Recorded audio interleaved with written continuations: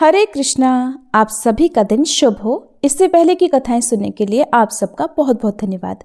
आज सुनिए माघ मास महत्म्य में आगे की कथा। एक बार बलराम जी ने सुना कि दुर्योधन आदि कौरव पांडवों के साथ युद्ध करने की तैयारी कर रहे हैं।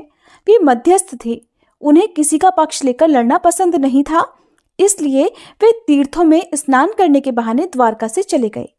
वहां से चलकर उन्होंने प्रभास क्षेत्र में स्नान किया और तर्पण तथा ब्राह्मण भोजन के द्वारा देवता, ऋषि, पितर और मनुष्यों को तृप्त किया।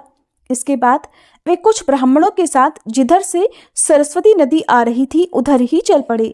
वहां से वे अनेक तीर्थों में गए। परीक्षित, इसके बाद यमुना तट और गंगा तट के प्रधान प्रधान तीर्थों में होते हुए वे नैमिषारण्य क्षेत्र में गए। उन दिनों नैमिषारण्य क्षेत्र में बड़े बड़े ऋषि सत्संग रूप महान सत्र कर रहे थे। लंबे समय तक सत्संग सत्र का नियम लेकर बैठे हुए ऋषियों ने बलराम जी को आया देखकर अपने अपने आसनों से उठकर उनका स्वागत सत्कार किया और यथायोग्य प्रणाम आशीर्वाद करके उनकी पूजा की। वे अपने साथियों के साथ आसन ग्रहण करके बैठ गए और उनकी अर्चना पूजा हो चुकी तब उन्होंने देखा कि भगवान व्यास के शिष्य रोमहर्षण व्यास गद्दी पर ही बैठे हुए हैं। बलराम जी ने देखा कि रोमहर्षण जी सूत जाति में उत्पन्न होने पर भी उन श्रेष्ठ ब्राह्मणों से ऊंचे आसन पर बैठे हुए हैं और उनके आने पर न तो उठकर स्वागत करते हैं न हाथ जोड़कर प्रणाम ही। इस पर बलराम जी को क्रोध आ गया। वे कहने लगे, ये रोमहर्षण प्रतिलोम जाति का होने पर भी इन श्रेष्ठ ब्राह्मणों से और धर्म के रक्षक हम लोगों से ऊपर बैठा हुआ है, इसलिए ये दुर्बुद्धि मृत्युदंड का पात्र है। भगवान व्यास देव का शिष्य होकर इसने इतिहास, पुराण, धर्मशास्त्र आदि बहुत से शास्त्रों का अध्ययन भी किया है, परंतु अभी इसका अपने मन पर संयम नहीं है। ये विनयी नहीं, उद्दंड है। इस अजितात्मा ने झूठ मूठ अपने को बहुत बड़ा पंडित मान रखा है। जैसे नट की सारी चेष्टाएं अभिनय मात्र होती हैं, वैसे ही इसका सारा अध्ययन स्वांग के लिए है। इससे न तो इसका लाभ है न किसी दूसरे को। जो लोग धर्म का चिन्ह धारण करते हैं किंतु धर्म का पालन नहीं करते, वे अधिक पापी हैं और वे मेरे लिए वध करने योग्य हैं और इस संसार में मैंने इसीलिए अवतार धारण किया है। भगवान बलराम यद्यपि तीर्थ यात्रा के कारण दुष्टों के वध से भी अलग हो गए थे, फिर भी इतना कहकर उन्होंने अपने हाथ में स्थित कुश की नोक से उन पर प्रहार कर दिया और वे तुरंत मर गए। होनी ऐसी ही लिखी थी। सूत जी के मरते ही सब ऋषि मुनि हाय हाय करने लगे। सबके चित्त खिन्न हो गए। उन्होंने देवाधिदेव भगवान बलराम जी से कहा, प्रभु, आपने ये तो बड़ा भारी अधर्म कर दिया। यदुवंश शिरोमणि सूत जी को हम लोगों ने ही ब्राह्मणोचित आसन पर बिठाया था और जब तक ये सत्र समाप्त न हो तब तक के लिए उन्हें शारीरिक कष्ट से रहित आयु भी दे दी थी। आपने अनजान में ही ये ऐसा काम कर दिया जो ब्रह्म हत्या के समान है। हम लोग ये मानते हैं कि आप योगेश्वर हैं, वेद भी आप पर शासन नहीं कर सकता, फिर भी आपसे ये प्रार्थना है कि आपका ये अवतार लोगों को पवित्र करने के लिए हुआ है। यदि आप किसी की प्रेरणा के बिना स्वयं अपनी इच्छा से ही इस ब्रह्म हत्या का प्रायश्चित कर लेंगे तो इससे लोगों को बहुत शिक्षा मिलेगी। तब भगवान बलराम जी कहने लगे, मैं लोगों को शिक्षा देने के लिए, लोगों पर अनुग्रह करने के लिए इस ब्रह्म हत्या का प्रायश्चित अवश्य करूंगा। इसलिए इसके लिए प्रथम श्रेणी का जो प्रायश्चित हो आप लोग उसी का विधान कीजिए। आप लोग इस सूत को लंबी आयु, बल, इंद्रिय शक्ति आदि जो कुछ भी देना चाहते हो मुझे बतला दीजिए, मैं अपने योग बल से सब कुछ संपन्न किए देता हूँ। तब ऋषियों ने कहा, बलराम जी, आप ऐसा कोई उपाय कीजिए जिससे आपका शस्त्र, पराक्रम और इनकी मृत्यु भी व्यर्थ न हो और हम लोगों ने इन्हें जो वरदान दिया था वो भी सत्य हो जाए। भगवान बलराम कहने लगे, ऋषियों, वेदों का ऐसा कहना है कि आत्मा ही पुत्र के रूप में उत्पन्न होता है, इसलिए रोमहर्षण के स्थान पर उनका पुत्र आप लोगों को पुराणों की कथा सुनाएगा। उसे मैं अपनी शक्ति से दीर्घायु, इंद्रिय शक्ति और बल दे देता हूँ। ऋषियों, इसके अलावा आप लोग और जो कुछ भी चाहते हैं मुझसे कहिए, मैं आप लोगों की इच्छाएं पूर्ण करूंगा। अनजाने में मुझसे जो अपराध हो गया है उसका प्रायश्चित भी आप लोग सोच विचार कर बतलाइए, क्योंकि आप लोग इस विषय के विद्वान हैं। तब ऋषिगण कहने लगे, बलराम जी, इलवल का पुत्र बलवल नाम का एक भयंकर दानव है। वो हर पर्व के अवसर पर यहाँ आ पहुंचता है और हमारे इस सत्र को दूषित कर देता है। यदुनंदन, वो यहाँ आकर पीप, खून, विष्ठा, मूत्र, शराब और मांस की वर्षा करने लगता है। आप उस पापी को मार डालिए। हम लोगों की ये बहुत बड़ी सेवा होगी। और इसके बाद आप एकाग्र चित्त से तीर्थों में स्नान करते हुए 12 महीनों तक भारतवर्ष की परिक्रमा करते हुए विचरण कीजिए। इससे आपकी शुद्धि हो जाएगी। श्री सुखदेव जी कहते हैं, परीक्षित, पर्व का दिन आने पर बड़ा भयंकर अंधड़ चलने लगा। धूल की वर्षा होने लगी और चारों ओर से पीप की दुर्गंध आने लगी। इसके बाद यज्ञशाला में बलबल दानव ने मलमूत्र आदि अपवित्र वस्तुओं की वर्षा कर दी। इसके बाद हाथ में त्रिशूल लिए वो स्वयं दिखलाई पड़ा। उसका डील डॉल बहुत ही बड़ा था। ऐसा लगता था मानो ढेर का ढेर कालिख इकट्ठा कर लिया गया हो। उसकी चोटी और दाढ़ी मूंछ तपे हुए तांबे के समान लाल लाल थी। बड़ी बड़ी दाढ़ों और भौहों के कारण उसका मुख बड़ा भयावना लगता था। उसे देखकर भगवान बलराम जी ने शत्रु सेना की कुंदी करने वाले मूसल और दैत्यों को चीर फाड़ डालने वाले हल का स्मरण किया। उनके स्मरण करते ही वे दोनों शस्त्र तुरंत वहां आ पहुंचे।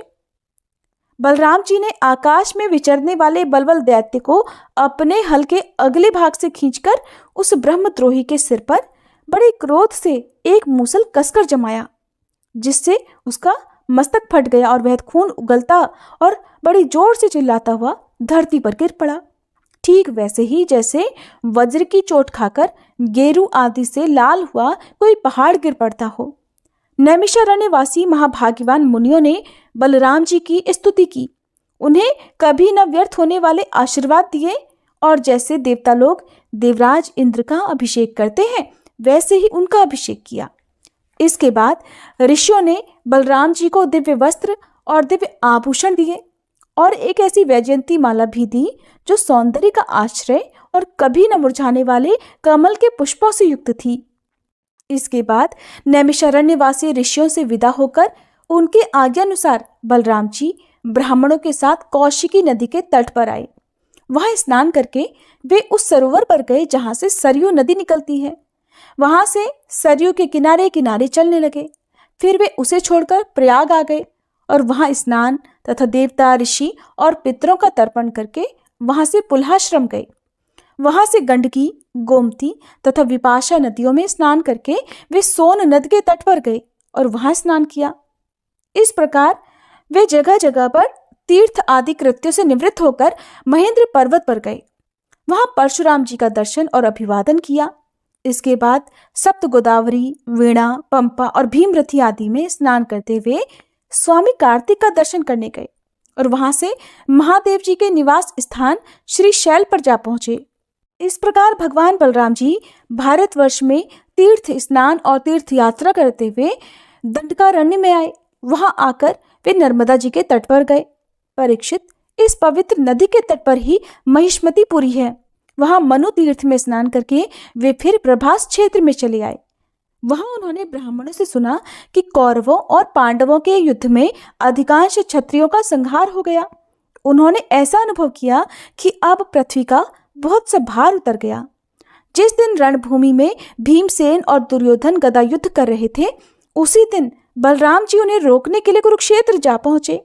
महाराज युधिष्ठिर, नकुल, सहदेव, भगवान श्री कृष्ण और अर्जुन ने बलराम जी को देखकर प्रणाम किया तथा चुप हो रहे।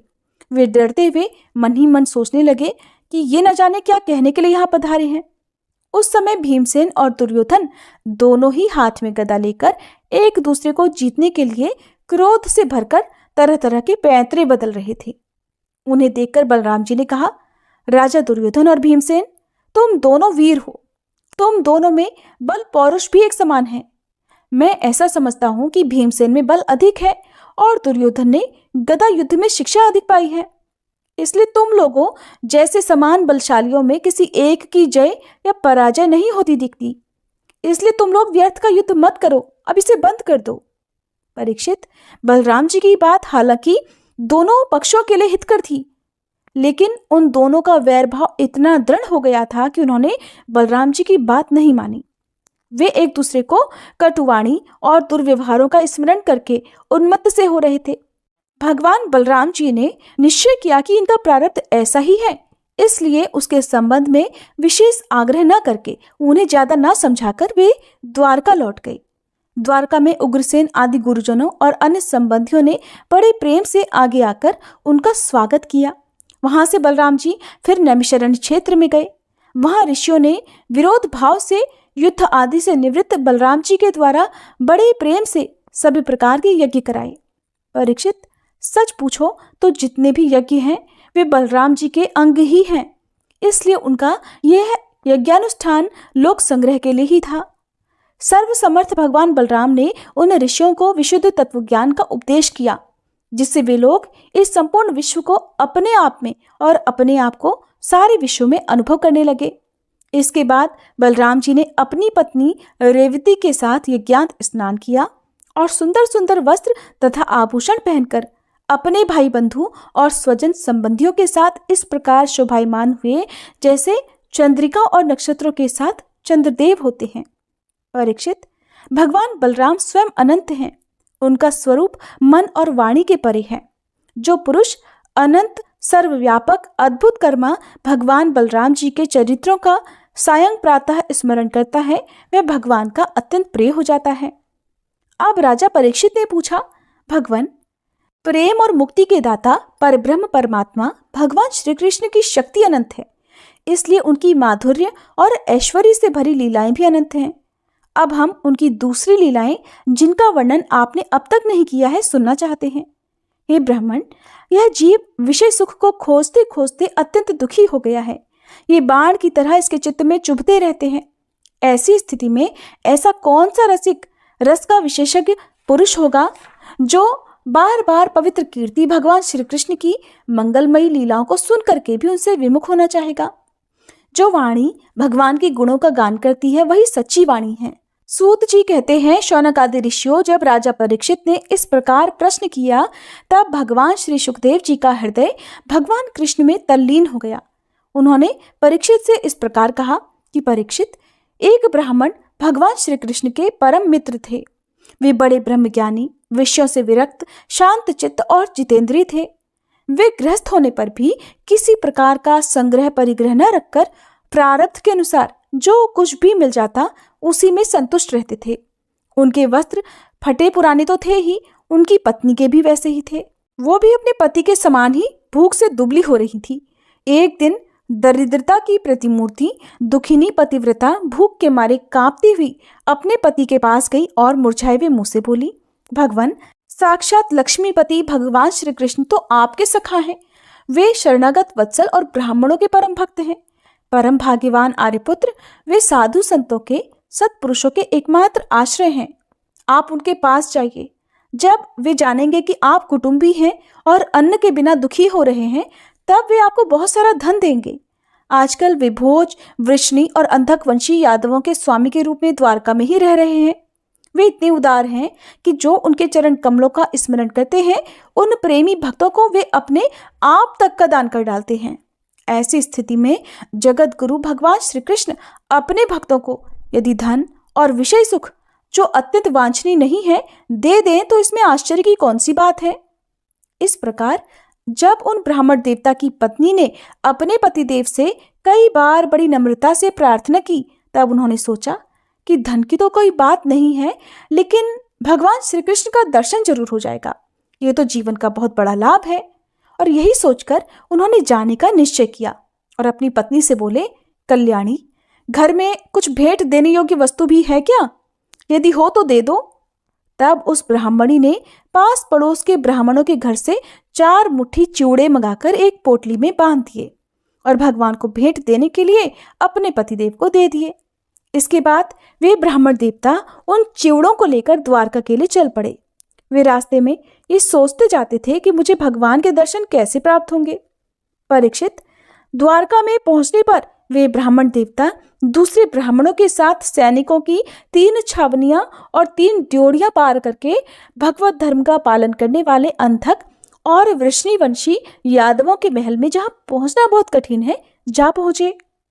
उनके बीच भगवान श्री कृष्ण की 16,000 रानियों के महल थे। उनमें से एक में उन ब्राह्मण देवता ने प्रवेश किया। वह महल खूब सजा सजाया, अत्यंत शोभायुक्त था। उसमें प्रवेश करते समय उन्हें ऐसा लगा मानो वे ब्रह्मानंद के समुद्र में डूब उतरा रहे हों। उस समय भगवान श्री कृष्ण अपनी प्राणप्रिया रुक्मिणी जी के पलंग पर विराजे हुए थे। ब्राह्मण देवता को दूर से ही देखकर वे सहसा उठ खड़े हुए और उनके पास आकर वे बड़े आनंद से उन्हें अपने भुजापाश में बांधने लगे। परीक्षित, परमानंद स्वरूप भगवान अपने प्यारे सखा ब्राह्मण देवता के अंग स्पर्श से बहुत प्रसन्न हुए। उनके कमल के समान कोमल नेत्रों से प्रेम के आंसू बहने लगे। परीक्षित, कुछ समय के बाद भगवान श्री कृष्ण ने उन्हें ले जाकर अपने पलंग पर बिठा दिया और खुद पूजन की सामग्री लाकर उनकी पूजा की। प्रिय परीक्षित, भगवान श्री कृष्ण सभी को पवित्र करने वाले हैं, फिर भी उन्होंने अपने हाथों ब्राह्मण देवता के पांव पखार कर उनका चरणोदक अपने सिर पर धारण किया और उनके शरीर में चंदन, अर्गजा, केसर आदि दिव्य गंधों का लेप लगाया। फिर उन्होंने बड़े आनंद से सुगंधित धूप और दीपावली से अपने मित्र की आरती उतारी। इस प्रकार पूजा करके पान और गाय देकर मधु वचनों से भले पधारे ऐसा कहकर उनका स्वागत किया। ब्राह्मण देवता फटे पुराने वस्त्र पहने हुए थे। शरीर अत्यंत मलिन और दुर्बल था। शरीर की सारी नसें दिखाई पड़ती थीं। स्वयं भगवती रुक्मिणी जी चवर डुला डुलाकर उनकी सेवा करने लगी। अंतःपुर की स्त्रियां ये देखकर अत्यंत आश्चर्यचकित हो गईं कि पवित्र कीर्ति भगवान श्री कृष्ण अतिशय प्रेम से इस मैले कुचैले अवधूत ब्राह्मण की पूजा कर रहे हैं।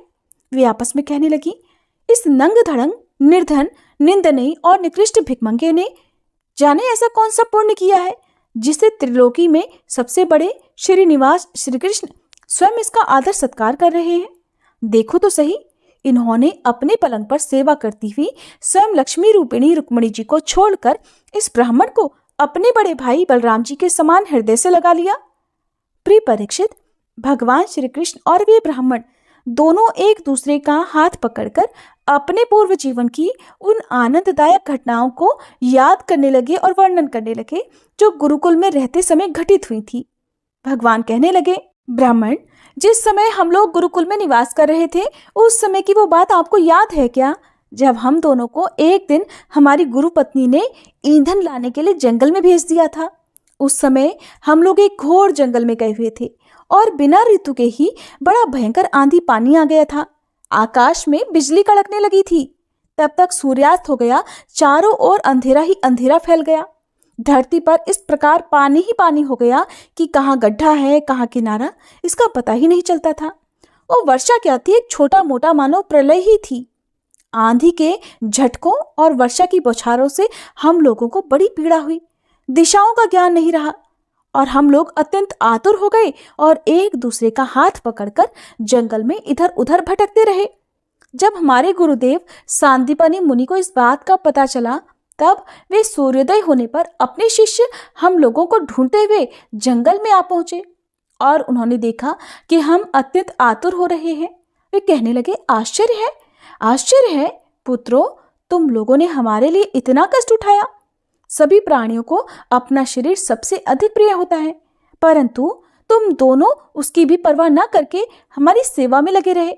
गुरु के ऋण से मुक्त होने के लिए सत शिष्यों का इतना ही कर्तव्य है कि वे विशुद्ध भाव से अपना सब कुछ और शरीर भी गुरु की सेवा में समर्पित कर दें। द्विज शिरोमणियों, मैं तुम लोगों से अत्यंत प्रसन्न हूँ। तुम्हारे सारे मनोरथ, सारी इच्छाएं पूर्ण हो और तुम लोगों ने हमसे जो वेदाध्ययन किया है वो तुम्हें सर्वदा कंठस्थ रहे और इस लोक और परलोक में कहीं भी निष्फल न हो। प्रिय मित्र, जिस समय हम लोग गुरुकुल में रह रहे थे हमारे जीवन में ऐसी ऐसी अनेकों घटनाएं घटित हुई थी और इसमें संदेह नहीं कि गुरुदेव की कृपा से ही मनुष्य शांति का अधिकारी होता और पूर्णता को प्राप्त करता है। ब्राह्मण देवता कहने लगे, देवताओं के आराध्य देव जगत गुरु श्री कृष्ण, भला अब हमें क्या करना बाकी है, क्योंकि आपके साथ जो सत्य संकल्प परमात्मा है हमें गुरुकुल में रहने का सौभाग्य प्राप्त हुआ था। श्री सुखदेव जी कहते हैं, प्रिय परीक्षित, भगवान श्री कृष्ण तो सबके मन की बात जानते हैं। वे ब्राह्मणों के परम भक्त, उनके क्लेशों के नाशक और संतों के एकमात्र आश्रय हैं। वे पूर्वोक्त प्रकार से उन ब्राह्मण देवता के साथ बहुत देर तक बातचीत करते रहे। अब वे अपने प्यारे सखा उन ब्राह्मण से थोड़ा मुस्कुराकर विनोद करते हुए बोले, उस समय भगवान श्री कृष्ण उन ब्राह्मण देवता की ओर प्रेम भरी दृष्टि से देख रहे थे। भगवान ने कहा, ब्राह्मण, आप अपने घर से मेरे लिए क्या उपहार लाए हैं? मेरे प्रेमी भक्त जब प्रेम से थोड़ी सी वस्तु भी मुझे अर्पण करते हैं तो वो मेरे लिए बहुत हो जाती हैं, परंतु मेरे अभक्त यदि बहुत सी सामग्री भी मुझे भेंट करते हैं तो उससे मैं संतुष्ट नहीं हुआ करता।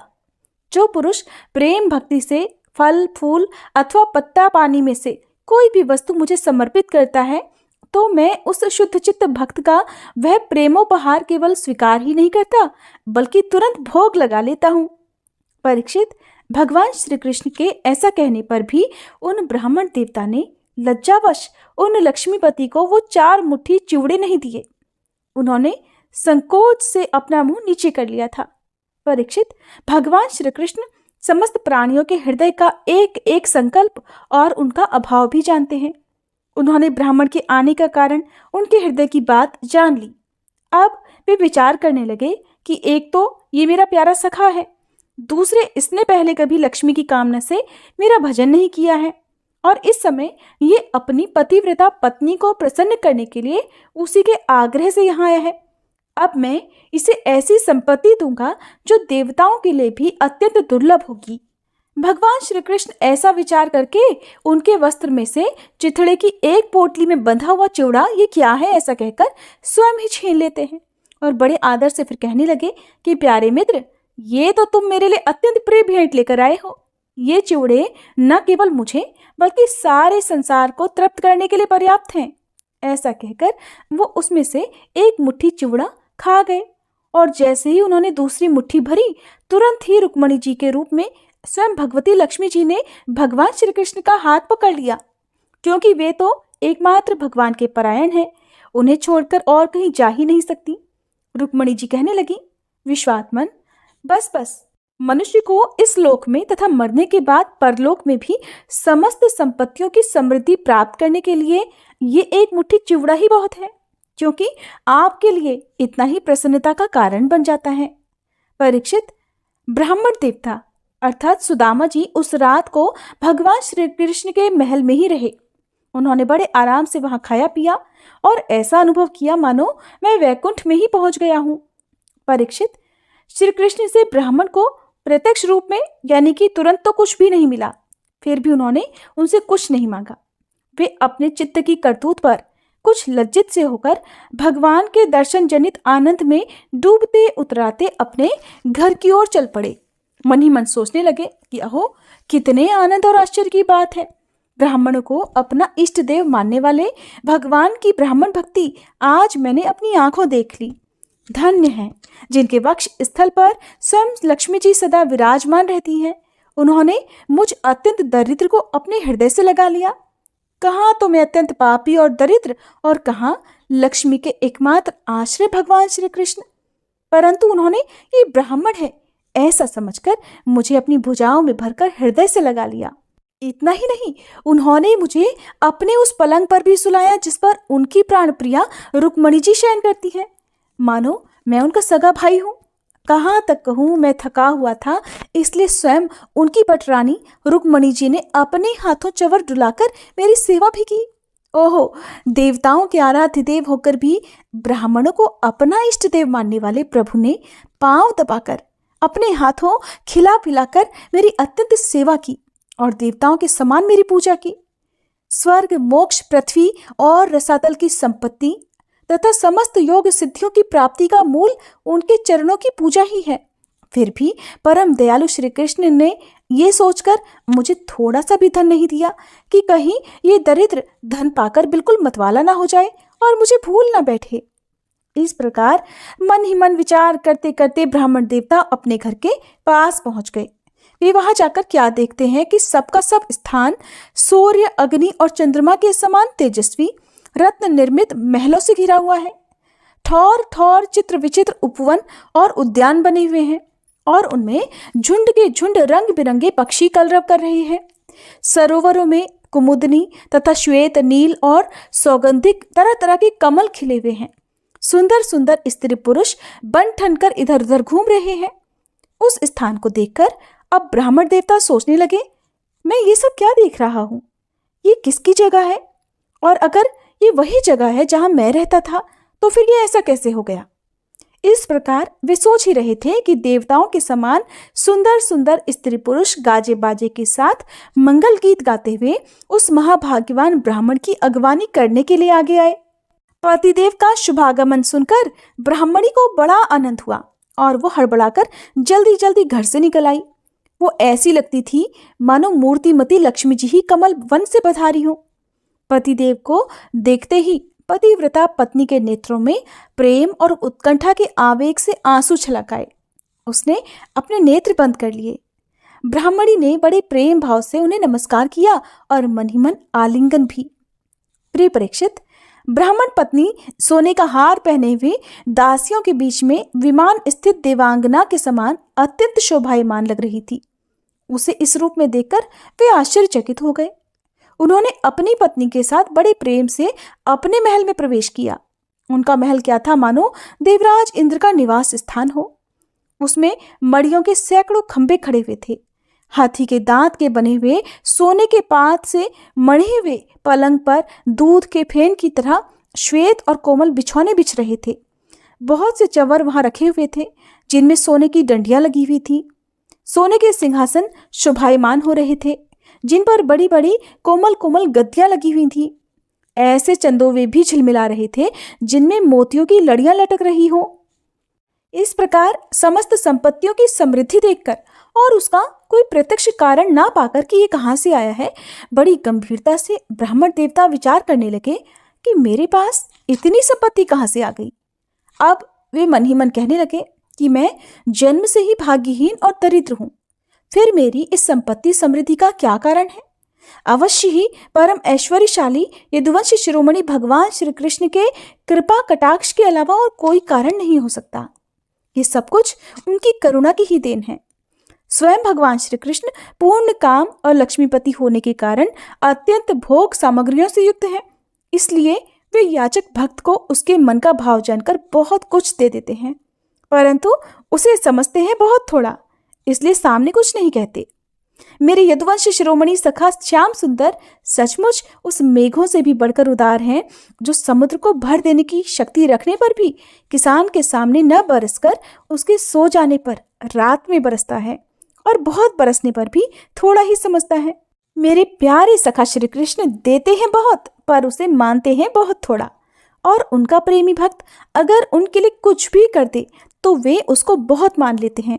देखो तो सही, मैंने तो उन्हें केवल एक मुट्ठी चिवड़ा भेंट किया था, पर उदार शिरोमणि श्री कृष्ण ने उसे कितने प्रेम से स्वीकार किया। मुझे जन्म जन्म उन्हीं का प्रेम, उन्हीं की हितैषिता, उन्हीं की मित्रता और उन्हीं की सेवा प्राप्त हो। मुझे संपत्ति की आवश्यकता नहीं, सदा सर्वदा उन्हीं गुणों के एकमात्र निवास स्थान महानुभाव भगवान श्री कृष्ण के चरणों में मेरा अनुराग बढ़ता जाए और उन्हीं के प्रेमी भक्तों का सत्संग प्राप्त हो।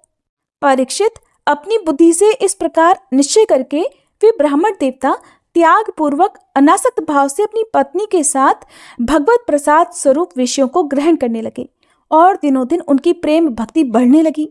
प्रिय परीक्षित, देवताओं के भी आराध्य देव भक्त भयहारी यज्ञपति सर्वशक्तिमान भगवान स्वयं ब्राह्मणों को अपना प्रभु, अपना इष्ट देव मानते हैं। इसलिए ब्राह्मणों से बढ़कर और कोई भी प्राणी जगत में नहीं है।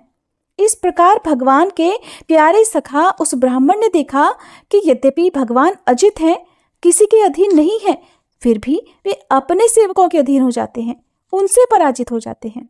अब वे उन्हीं के ध्यान में तन्मय हो गए। ध्यान के आवेग से उनकी अविद्या की गांठ कट गई और थोड़े ही समय में भगवान का धाम, और जो कि संतों का एकमात्र आश्रय है, उन्होंने प्राप्त किया। परीक्षित, ब्राह्मणों को अपना इष्ट देव मानने वाले भगवान श्री कृष्ण की इस ब्राह्मण भक्ति को जो सुनता है, उसे भगवान के चरणों में प्रेम भाव प्राप्त हो जाता है और वह कर्म बंधन से मुक्त हो जाता है। श्री सुखदेव जी कहते हैं, परीक्षित, इसी प्रकार भगवान श्री कृष्ण और बलराम जी द्वारका में निवास कर रहे थे। एक बार सर्वग्रास सूर्य ग्रहण लगा, जैसा कि प्रलय के समय लगा करता है। परीक्षित, मनुष्यों को ज्योतिषियों के द्वारा उस ग्रहण का पता पहले से ही लग गया था। इसलिए सब लोग अपने अपने कल्याण के उद्देश्य से पुण्य आदि उपार्जन करने के लिए समंत पंचक तीर्थ कुरुक्षेत्र में आए।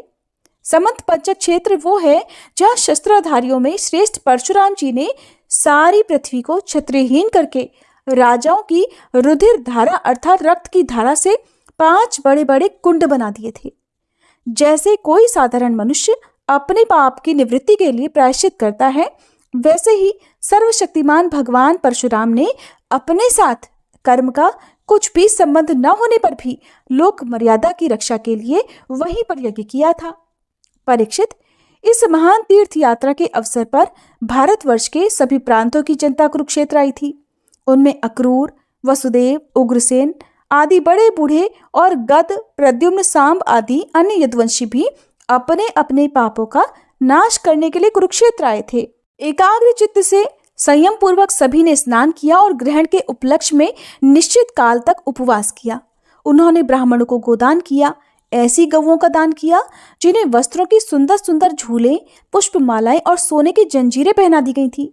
इसके बाद ग्रहण का मोक्ष हो जाने पर परशुराम जी के बनाए हुए कुंडों में यदुवंशियों ने विधि पूर्वक स्नान किया और सत्पात्र ब्राह्मणों को सुंदर सुंदर पकवानों का भोजन कराया। उन्होंने अपने मन में ये संकल्प किया था कि भगवान श्री कृष्ण के चरणों में हमारी प्रेम भक्ति बनी रहे। भगवान श्री कृष्ण ही अपना आदर्श और इष्ट देव मानने वाले यदुवंशियों ने ब्राह्मणों से अनुमति लेकर तब स्वयं भोजन किया और फिर घनी और ठंडी छाया वाले वृक्षों के नीचे अपनी अपनी इच्छा के अनुसार डेरा डालकर ठहर गए। परीक्षित, विश्राम कर लेने के बाद यदुवंशियों ने अपने सुहृद और संबंधी राजाओं से मिलना भेंटना शुरू कर दिया। वहां पर मत्स्य, उशीनगर, कोसल, विदर्भ, कुरु, संजय, काम्बोज, कैकय और बहुत सारे देशों के और अपने पक्ष के तथा शत्रु पक्ष के सैकड़ों नरपति आए हुए थे। परीक्षित, इसके अलावा यदुवंशियों के परम हितैषी बंधु नंद आदि गोप तथा भगवान के दर्शन के लिए बहुत लंबे समय से उत्कंठित गोपियां भी वहां आई हुई थी। यादवों ने इन सब को देखा। परीक्षित, एक दूसरे के दर्शन, मिलन और वार्तालाप से सभी को बड़ा आनंद हुआ। सभी के हृदय कमल और मुख कमल खिल उठे। सब एक दूसरे को भुजाओं में भरकर हृदय से लगाते। उनके नेत्रों से आंसुओं की झड़ी लग जाती, रोम रोम खिल उठता, प्रेम के आवेग से बोली बंद हो जाती और सब के सब आनंद समुद्र में डूबने उतराने लगते। पुरुषों की तरह स्त्रियां भी एक दूसरे को देखकर प्रेम और आनंद से भर गईं। सभी ने एक दूसरे का स्वागत सत्कार किया, कुशल मंगल आदि पूछकर फिर श्री कृष्ण की मधुर लीलाएं वे आपस में कहने सुनने लगे। परीक्षित, कुंती, वसुदेव आदि अपने भाइयों, बहनों, उनके पुत्रों, माता पिता, भाभियों और भगवान श्री कृष्ण को देखकर तथा उनसे बातचीत करके अपना सारा दुख भूल गई। कुंती ने वसुदेव जी से कहा, भैया मैं सचमुच बड़ी अभागिन हूँ, मेरी एक भी साध पूरी नहीं हुई। आप जैसे साधु स्वभाव सज्जन भाई आपत्ति के समय मेरी सुधि भी ना ले, इससे बढ़कर दुख की बात भला क्या होगी। भैया, विधाता जिसके बाएं हो जाता है उसे स्वजन संबंधी पुत्र और माता पिता भी भूल जाते हैं। इसमें आप लोगों का कोई दोष नहीं। वसुदेव जी ने कहा, बहन उल्हाना मत हो, हमसे बिलक न मानो। सभी मनुष्य दैव के खिलौने हैं। ये संपूर्ण लोक ईश्वर के वश में रहकर ही कर्म करता है और उसका फल भोगा करता है। बहन, कंस से सताए जाकर हम लोग इधर उधर अनेकों दिशाओं में भागे हुए थे। अभी बस कुछ ही दिन हुए, ईश्वर कृपा से हम सब पुनः अपना स्थान प्राप्त कर सके हैं। श्री सुखदेव जी कहते हैं, परीक्षित, वह जितने भी नरपति आए थे, वसुदेव, उग्रसेन आदि यदुवंशियों ने उनका खूब सम्मान सत्कार किया। वे सब भगवान श्री कृष्ण का दर्शन पाकर परमानंद और शांति का अनुभव करने लगे।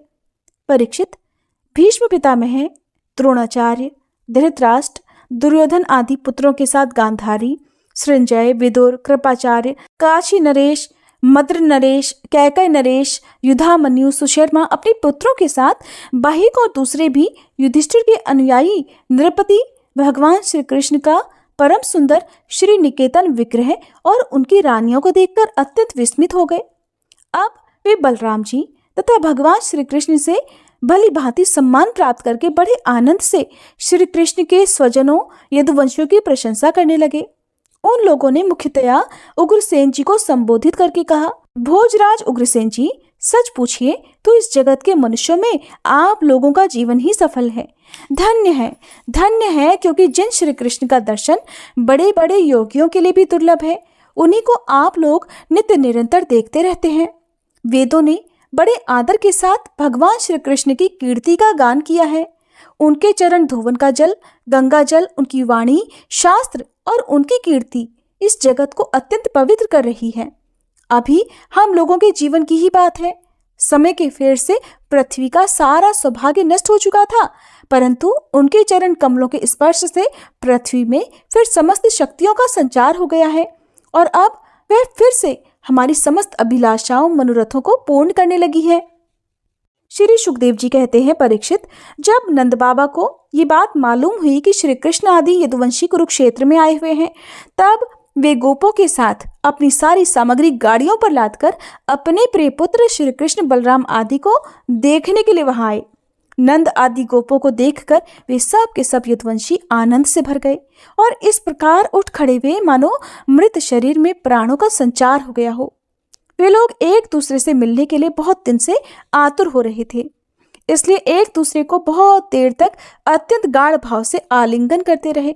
वसुदेव जी ने अत्यंत प्रेम और आनंद से विवल होकर नंद जी को हृदय से लगा लिया। उन्हें एक एक करके सारी बातें याद हो आईं। कंस किस प्रकार उन्हें सताता था और किस प्रकार उन्होंने अपने पुत्र को गोकुल में ले जाकर नंद जी के घर रख दिया था। भगवान श्री कृष्ण और बलराम जी ने माता यशोदा और पिता नंद जी के हृदय से लगकर उनके चरणों में प्रणाम किया। परीक्षित, उस समय प्रेम के आवेग से दोनों भाइयों का गला रुंध गया। वे कुछ भी बोल नहीं सके। महाभागीवती यशोदा जी और नंद बाबा ने दोनों पुत्रों को अपनी गोद में बिठा लिया और भुजाओं से उनका गाढ़ आलिंगन किया। उनके हृदय में बहुत लंबे समय तक न मिलने का जो दुख था, अब वो दूर हो गया।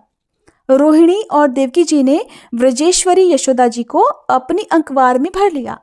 यशोदा जी ने उन लोगों के साथ मित्रता का जो व्यवहार किया था, उसको याद करके उन दोनों का गला भराया। वे यशोदा जी से कहने लगी, यशोदा रानी, आपने और व्रजेश्वर नंद जी ने हम लोगों के साथ जो मित्रता का व्यवहार किया है, वो कभी मिटने वाला नहीं है। उसका बदला इंद्र का ऐश्वर्य पाकर भी हम किसी प्रकार नहीं चुका सकती। नंद रानी जी, भला ऐसा कौन कृतज्ञ है जो आपके उस उपकार को भूल सके? देवी, जिस समय बलराम और श्री कृष्ण ने अपने माँ बाप को देखा तक नहीं था और इनके पिता ने धरोहर के रूप में इन्हें आप दोनों के पास रख छोड़ा था, उस समय आपने इन दोनों की इस प्रकार रक्षा की जैसे पलकें पुतलियों की रक्षा करती हैं, और आप लोगों ने ही इन्हें खिलाया, पिलाया, दुलार किया और रिझाया। इनके मंगल के लिए अनेकों प्रकार के उत्सव किए। सच पूछिए तो इनके माँ बाप तो आप ही लोग हैं। आप लोगों की देखरेख में इन्हें किसी प्रकार की कोई आंच नहीं आई। जिस सर्वथा निर्भय रहे, ऐसा करना आप लोगों के अनुरूप ही था, क्योंकि सत्पुरुषों की दृष्टि में अपने पराये का भेदभाव नहीं रहता।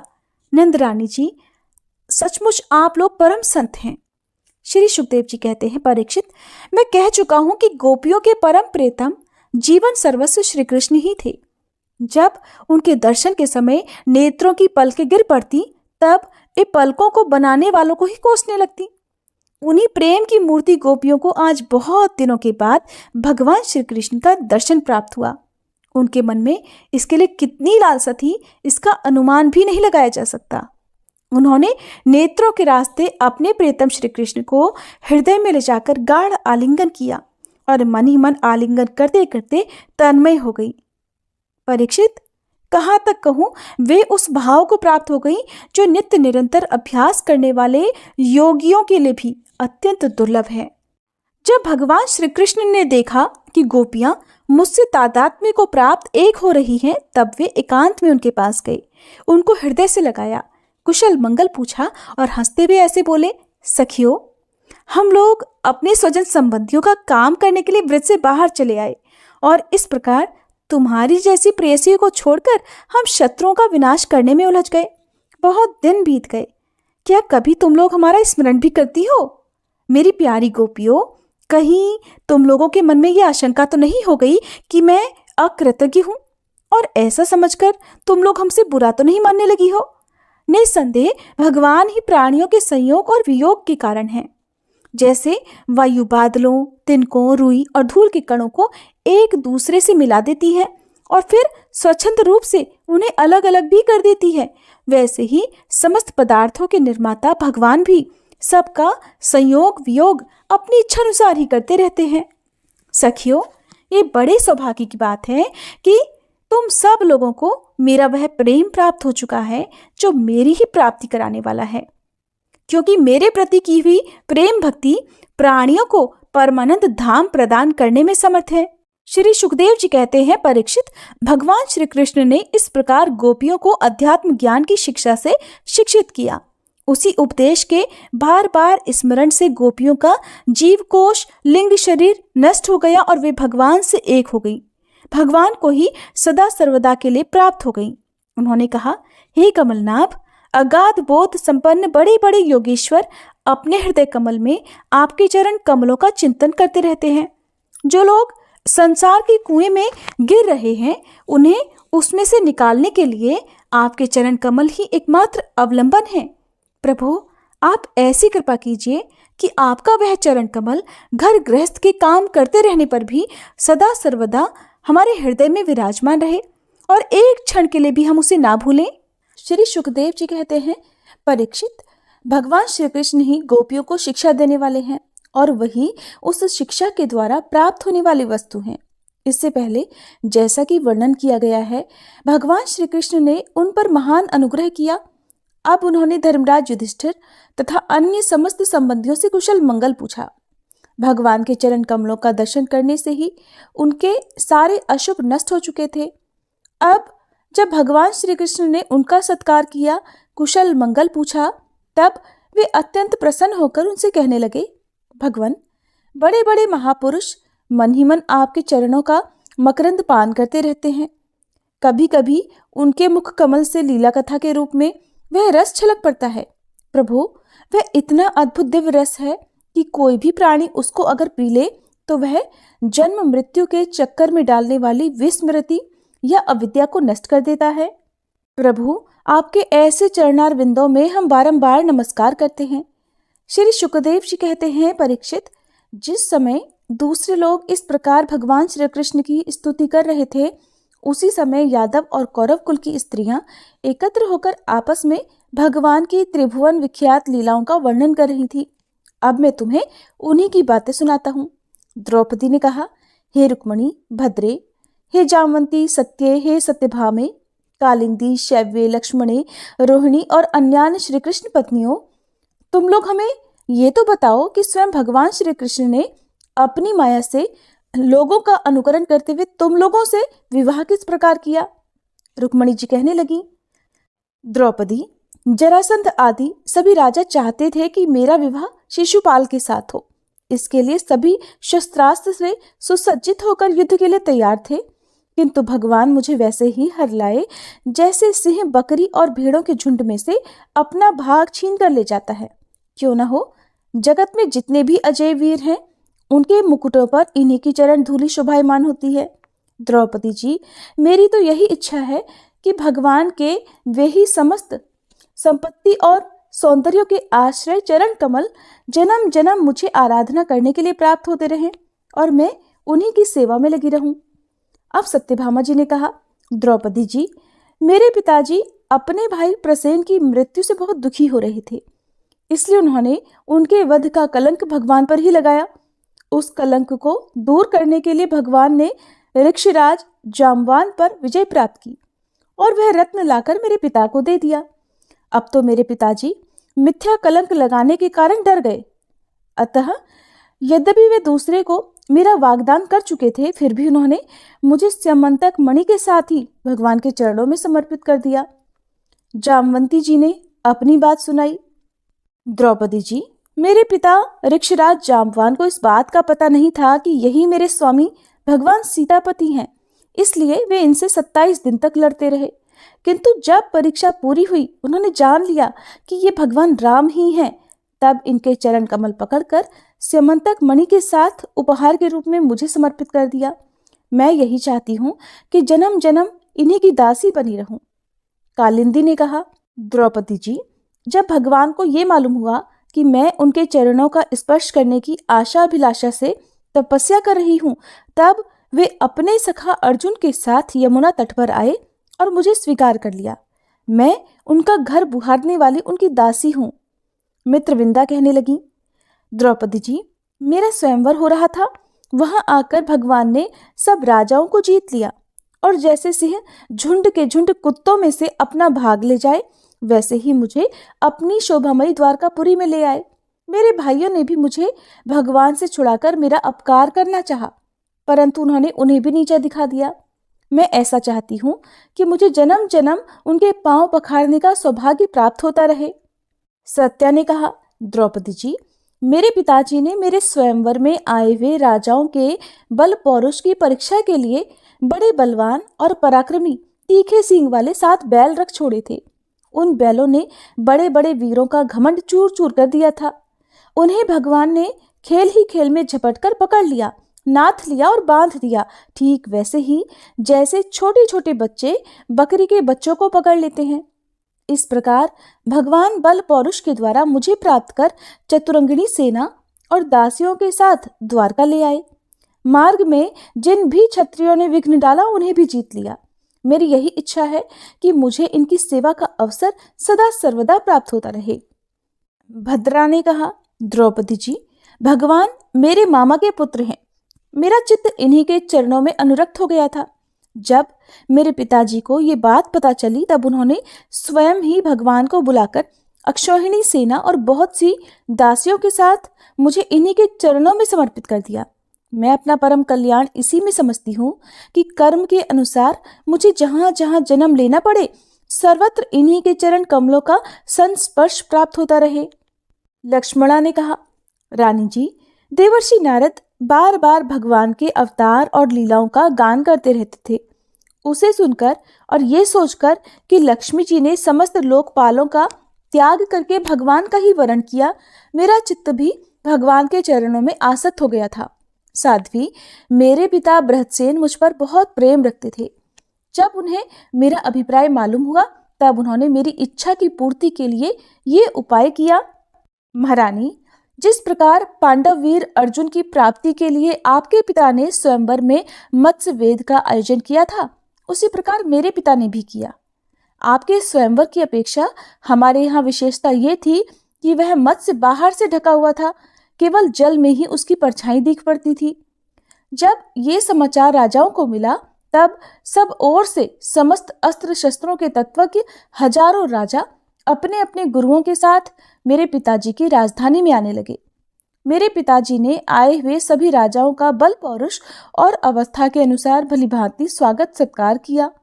उन लोगों ने मुझे प्राप्त करने की इच्छा से स्वयंवर सभा में रखे हुए धनुष और बाण उठाए। उनमें से कितने ही राजा तो धनुष पर तांत भी नहीं चढ़ा सके। उन्होंने धनुष को ज्यों का त्यों रख दिया। कईयों ने धनुष की डोरी को एक सिरे से बांधकर दूसरे सिरे तक खींच तो लिया, किंतु वे उसे दूसरे सिरे से बांध ही नहीं सके, उसका झटका लगने से ही गिर पड़े। रानी जी, बड़े बड़े प्रसिद्ध वीर जैसे जरासंध, अंबष्ठ, नरेश, शिशुपाल, भीमसेन, दुर्योधन और कर्ण, इन लोगों ने धनुष पर डोरी तो चढ़ा ली, परंतु उन्हें मछली की स्थिति का पता नहीं चला। पांडव वीर अर्जुन ने जल में उस मछली की परछाई देख ली और ये भी जान लिया कि वो कहाँ है। बड़ी सावधानी से उन्होंने बाण छोड़ा भी, परंतु उससे लक्ष्य वेध नहीं हुआ। उनके बाण ने केवल उसका स्पर्श मात्र ही किया। रानी जी, इस प्रकार बड़े बड़े अभिमानियों का मान मर्दन हो गया। अधिकांश नरपतियों ने मुझे पाने की इच्छा और साथ ही साथ लक्ष्य वेध की चेष्टा भी छोड़ दी। तब भगवान ने धनुष उठाकर खेल खेल में अनायास ही उस पर डोरी चढ़ा दी, बाण साधा और जल में केवल एक बार मछली की परछाई देखकर बाण मारा और उसे नीचे गिरा दिया। उस समय ठीक दोपहर हो रहा था।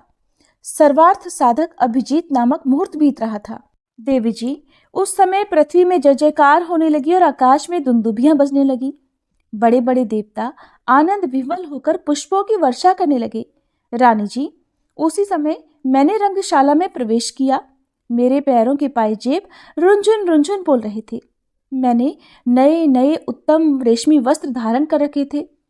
मेरी चोटियों में मालाएं गुथी हुई थी और मुंह पर लज्जा मिश्रित मुस्कुराहट थी। मैं अपने हाथों में रत्नों का हार लिए हुए थी, जो बीच बीच में लगे हुए सोने के कारण और भी दमक रहा था। रानी जी, उस समय मेरा मुखमंडल घनी घुंघराली अलकों से सुशोभित हो रहा था और कपोलों पर कुंडलों की आभा पड़ने से वो और भी दमक रहा था। मैंने एक बार अपना मुख उठाकर चंद्रमा की किरणों के समान सुशीतल हास्य रेखा और तिरछी चितवन से चारों ओर बैठे हुए राजाओं की ओर देखा, फिर धीरे से अपनी वरमाला भगवान के गले में डाल दी। ये तो कह ही चुकी हूँ कि मेरा हृदय पहले ही भगवान के प्रति अनुरक्त था। मैंने जैसे ही वरमाला पहनाई, वैसे ही मृदंग, पखावज, शंख, ढोल, नगाड़े आदि बाजे बजने लगे। नट और नर्तकियां नाचने लगी, गवैये गाने लगे। द्रौपदी जी, जब मैंने इस प्रकार अपने स्वामी प्रीतम भगवान को वरमाला पहना दी, उन्हें वरण कर लिया, तब कामातुर राजाओं को बड़ा डहा हुआ। वे बहुत ही चिढ़ गए। चतुर्भुज भगवान ने अपने श्रेष्ठ 4 घोड़े वाले रथ पर मुझे बिठा लिया और साथ में शारंग धनुष लेकर तथा कवच पहनकर युद्ध करने के लिए वे रथ पर खड़े हो गए।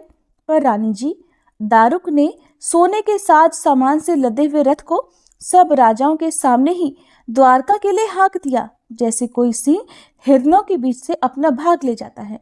उनमें से कुछ राजाओं ने धनुष लेकर युद्ध के लिए सज धज कर इस उद्देश्य से रास्ते में पीछा किया कि हम भगवान को रोक लें, किंतु रानी जी, उनका प्रयास ठीक वैसे ही था जैसे कुत्ते सिंह को रोकना चाहते हैं। शारंग धनुष के छूटे हुए तीरों में से किसी की बाह कट गई, तो किसी के पैर कटे और किसी की तो गर्दन ही कट गई। बहुत से लोग तो उस रणभूमि में ही सदा के लिए सो गए और बहुत से युद्ध भूमि छोड़कर भाग खड़े हुए। इसके बाद यदुवंश शिरोमणि भगवान ने सूर्य की तरह अपने निवास स्थान स्वर्ग और पृथ्वी में सर्वत्र प्रशंसित द्वारका नगरी में प्रवेश किया। उस दिन वह विशेष रूप से सजाई गई थी। इतनी झंडियां, पताकाएं और तोरण लगाए गए थे कि उनके कारण सूर्य का प्रकाश धरती तक नहीं आ पाता था।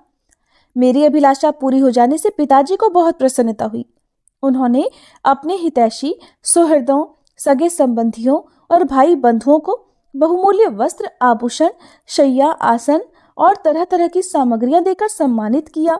भगवान परिपूर्ण है, फिर भी मेरे पिताजी ने प्रेमवश उन्हें बहुत सी दासियां, सब प्रकार की संपत्तियां, सैनिक, हाथी, रथ, घोड़े और बहुत से बहुमूल्य अस्त्र शस्त्र समर्पित किए। रानी जी, हमने पूर्व जन्म में सबकी आसक्ति छोड़कर कोई बहुत बड़ी तपस्या की होगी, तभी तो हम इस जन्म में आत्माराम भगवान की गृह दासियां हुई हैं। अब 16,000 पत्नियों की ओर से रोहिणी जी कहने लगी, भौमासुर ने दिग्विजय के समय बहुत से राजाओं को जीतकर उनकी कन्या हम लोगों को अपने महल में बंदी बना रखा था। भगवान ने ये जानकर युद्ध में भौमासुर और उसकी सेना का संहार कर डाला और स्वयं पूर्ण काम होने पर भी हम लोगों को उन्होंने वहां से छुड़ा लिया और फिर पाणी ग्रहण करके अपनी दासी बना लिया। रानी जी, हम सदा सर्वदा उन्हीं के चरण कमलों का चिंतन करती रहती थी, जो जन्म मृत्यु रूप संसार से मुक्त करने वाले हैं। साध्वी द्रौपदी जी, हम साम्राज्य, इंद्रपद अथवा इन दोनों के भोग, अणिमा आदि ऐश्वर्य, ब्रह्मा जी का पद, मोक्ष अथवा सालोक्य, सारूप्य आदि मुक्तियां कुछ भी नहीं चाहती। हम केवल इतना ही चाहती हैं कि अपने प्रेतम प्रभु के सुकोमल चरण कमलों की वह श्रीरज सर्वदा अपने सिर पर वहन किया करें, जो लक्ष्मी जी के वक्ष स्थल पर लगी हुई केशर की सुगंध से युक्त है।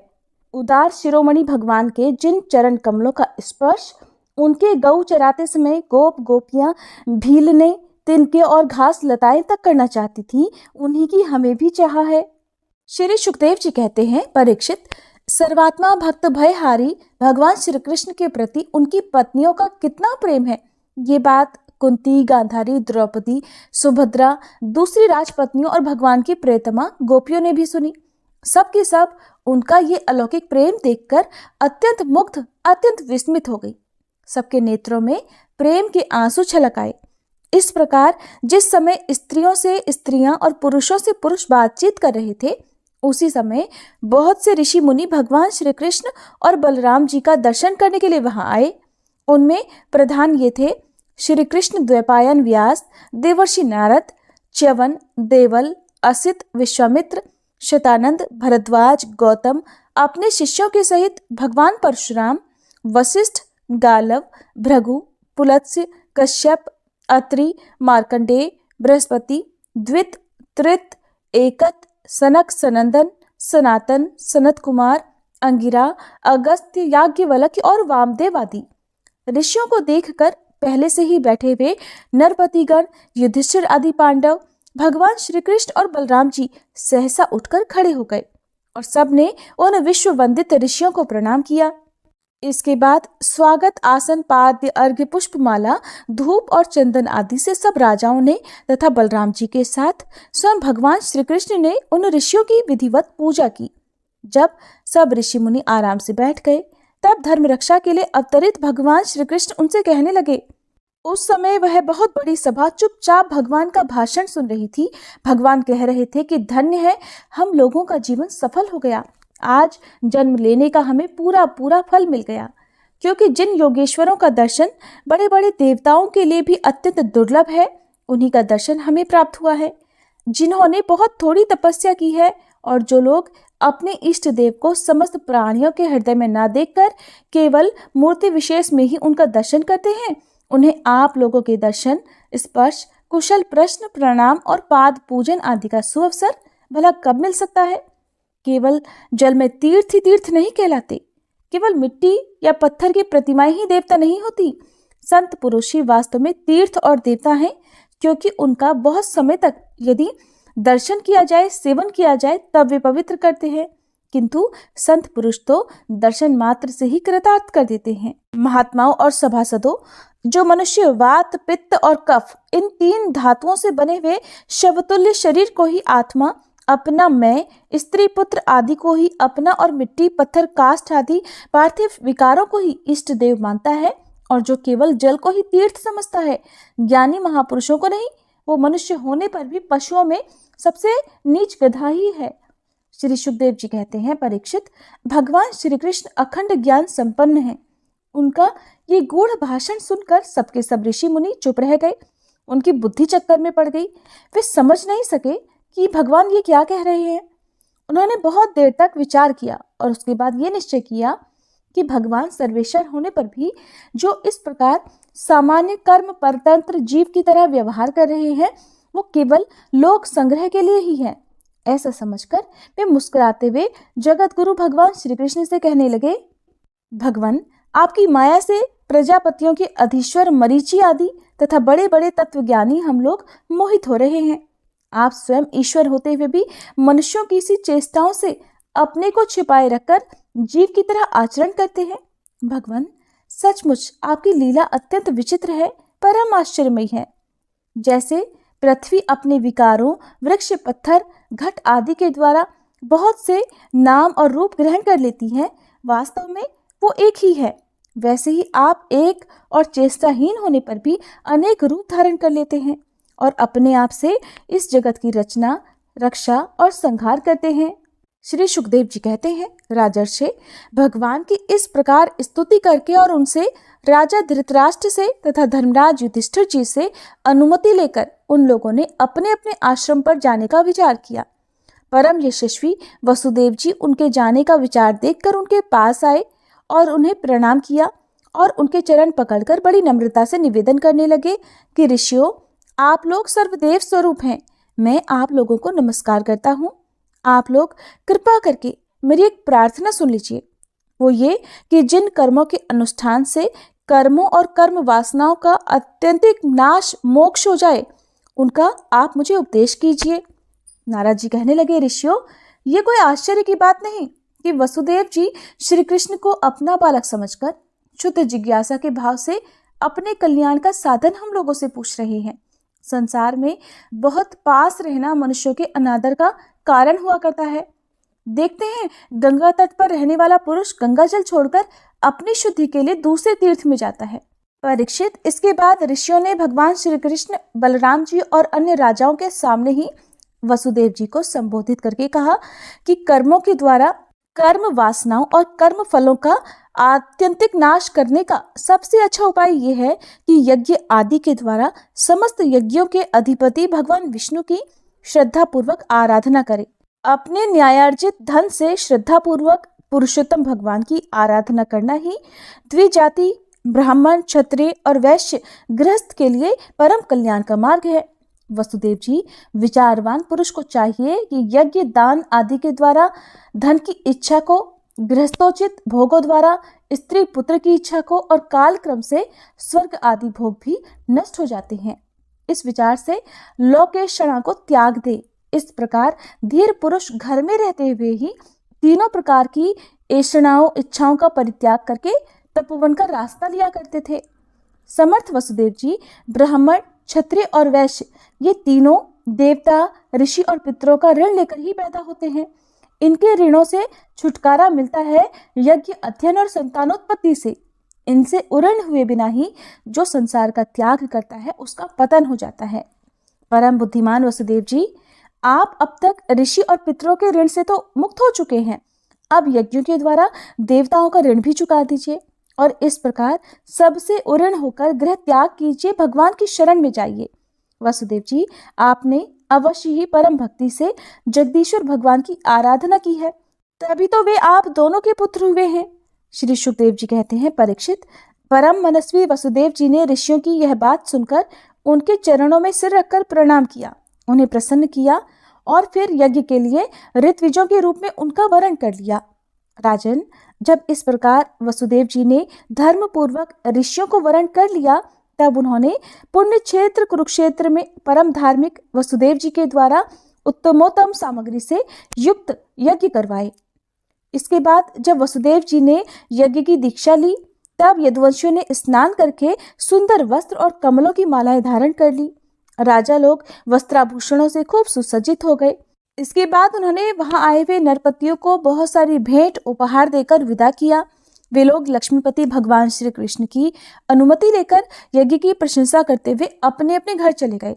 परीक्षित, उस समय राजा धृतराष्ट्र, विदुर, युधिष्ठिर, भीम, अर्जुन, भीष्म पितामह, द्रोणाचार्य, कुंती, नकुल, सहदेव, नारद, भगवान व्यासदेव और दूसरे स्वजन संबंधी और बांधव अपने हितैषी बंधु यादवों को छोड़कर जाने में अत्यंत विरह व्यथा का अनुभव करने लगे।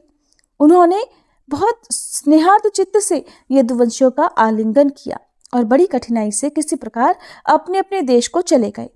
दूसरे लोग भी इनके साथ ही वहां से रवाना हो गए। परीक्षित, भगवान श्री कृष्ण, बलराम जी तथा उग्रसेन आदि ने नंद बाबा और अन्य सब गोपों की बहुत बड़ी सामग्रियों से पूजा अर्चना की, उनका सत्कार किया और फिर वे प्रेम परवश होकर बहुत दिनों तक वहीं रहे। वसुदेव जी अनायासी बहुत बड़े मनोरथ का महासागर पार कर गए थे। उनके आनंद की कोई सीमा नहीं थी। सभी आत्मीय स्वजन उनके साथ थे। उन्होंने नंद बाबा का हाथ पकड़कर कहा, भाई जी, भगवान ने मनुष्यों के लिए एक बहुत बड़ा बंधन बना दिया है और उस बंधन का नाम है स्नेह, प्रेम पाश। मैं तो ऐसा समझता हूँ कि बड़े बड़े शूरवीर और योगी यति भी उसे तोड़ने में असमर्थ हैं। आपने हम अकृतज्ञों के प्रति अनुपम मित्रता का व्यवहार किया है। क्यों न हो, आप जैसे संत शिरोमणियों का तो स्वभाव ही ऐसा होता है और हम इसका बदला कभी नहीं चुका सकते। आपको इसका कोई फल नहीं दे सकते। फिर भी हमारा यह मैत्री संबंध कभी टूटने वाला नहीं है। आप इसको सदा निभाते रहेंगे। भाई जी, पहले तो बंदी गृह में बंद होने के कारण हम आपका कुछ भी प्रिय और हित नहीं कर सके, आपकी सहायता नहीं कर सके, और अब हमारी ये दशा हो रही है कि हम धन संपत्ति के नशे से, श्रीमत से अंधे हो रहे हैं। आप हमारे सामने हैं तो भी हम आपकी ओर नहीं देख पाते। दूसरों को सम्मान देकर स्वयं सम्मान न चाहने वाले भाई जी, जो कल्याणकामी है, उसे राज्य लक्ष्मी न मिले इसी में उसका भला है, क्योंकि मनुष्य राज्य लक्ष्मी से अंधा हो जाता है और अपने भाई बंधु स्वजनों को देख नहीं पाता। श्री सुखदेव जी कहते हैं, परीक्षित, इस प्रकार कहते कहते वसुदेव जी का हृदय प्रेम से गदगद हो गया। उन्हें नंद बाबा की मित्रता और उपकार स्मरण हो आए। उनके नेत्रों में प्रेम के आंसू उमड़ आए और वे रोने लगे। नंद जी अपने सखा वसुदेव जी को प्रसन्न करने के लिए भगवान श्री कृष्ण और बलराम जी के प्रेम पाश में बंधकर आजकल करते करते 3 महीनों तक वहीं रह गए। यदुवंशियों ने जी भरकर उनका सम्मान किया। इसके बाद बहुमूल्य आभूषण, रेशमी वस्त्र, तरह तरह की उत्तमोत्तम सामग्रियों और भोगों से नंद बाबा को, उनके ब्रजवासी साथियों को और बंधु बांधवों को खूब तृप्त किया। वसुदेव जी, उग्रसेन, श्री कृष्ण, बलराम, उद्धव आदि यदुवंशियों ने अलग अलग उन्हें अनेकों प्रकार की भेंटें दी। उनके विदा करने पर उन सब सामग्रियों को लेकर नंद बाबा अपने व्रज के लिए रवाना हुए। नंद बाबा, गोप और गोपियों का चित्त तो भगवान श्री कृष्ण के चरण कमलों में इस प्रकार लग गया कि वे फिर प्रयास करने पर भी उसे वहां से लौटा ही नहीं सके और उन्होंने बिना मन के ही मथुरा की यात्रा की। जब सब बंधु बांधव वहां से विदा हो चुके, तब भगवान श्री कृष्ण को ही एकमात्र इष्ट देव मानने वाले यदुवंशियों ने यह देखकर कि अब वर्षा ऋतु आ पहुंची है, द्वारका के लिए प्रस्थान किया।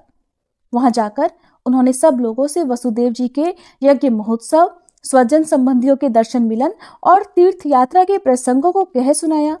हरे कृष्णा। आज के अध्याय में बस इतना ही। इसके आगे की कथा आप सभी अगले अध्याय में जरूर सुनिएगा।